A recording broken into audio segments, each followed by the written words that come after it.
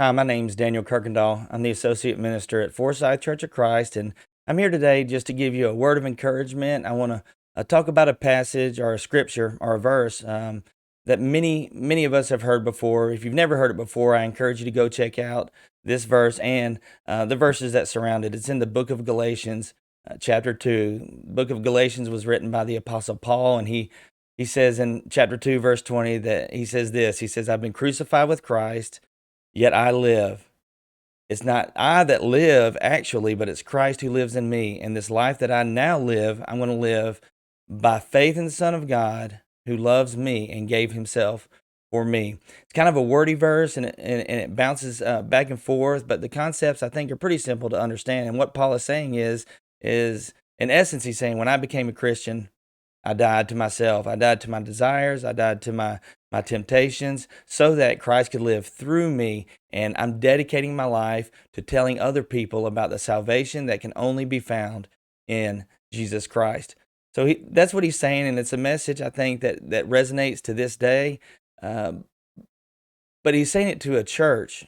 He's saying it to a church of believers. The Galatian church is a church that he had fellowship with in the when he says this recently, when he writes this letter, he had recently had fellowship with this church, and since that time that he was there, this church had been confused by, I guess would be the word, confused by the Jewish leaders who were holding fast to rituals and traditions and offerings of Old Testament, maybe sacrifices or certain things. And what Paul is saying is like, no, look, those all that's over with. That is not going to make you any more righteous, any more holy. It's not going to get you any closer to God or to salvation through Jesus. Jesus is the only way.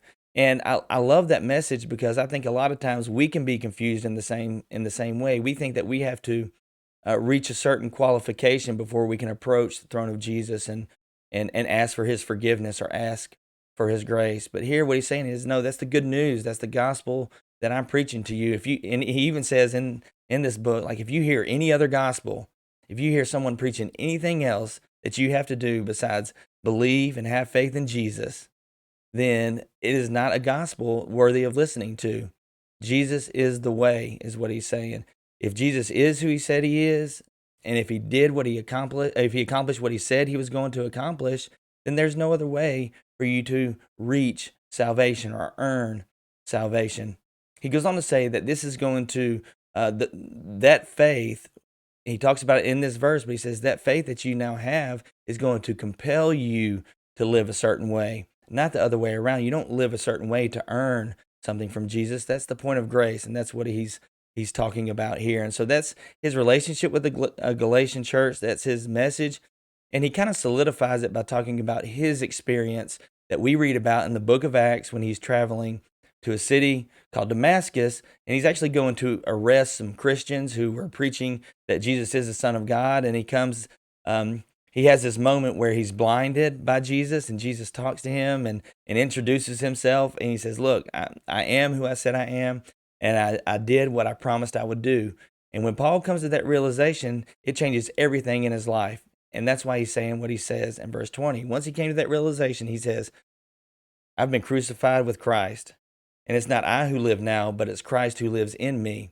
And this life that I now live in this flesh, I'm going to live by my faith in Jesus Christ, who loves me and died for me. Not only did he die for me, but he also conquered death for me. And that's where salvation is found. And so as Paul recounts this experience with this Galatian church and kind of gets onto them pretty harshly for being confused by the world, he's saying, if your faith was firm in Jesus Christ, if you believe that he is who he said he was and he did what he said he was going to do, then you too would come to that very same conclusion that I did. You would die to yourself. You would break those chains that sin and temptation cause, and you would tell others about this. And your life now is going to be lived for the glory of God, not for the glory of self.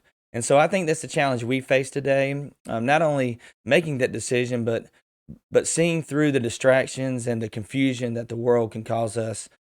Oftentimes, you have to do certain things to be somebody. You have to earn so much to be special. But within the pages of the Bible and within the message of the gospel.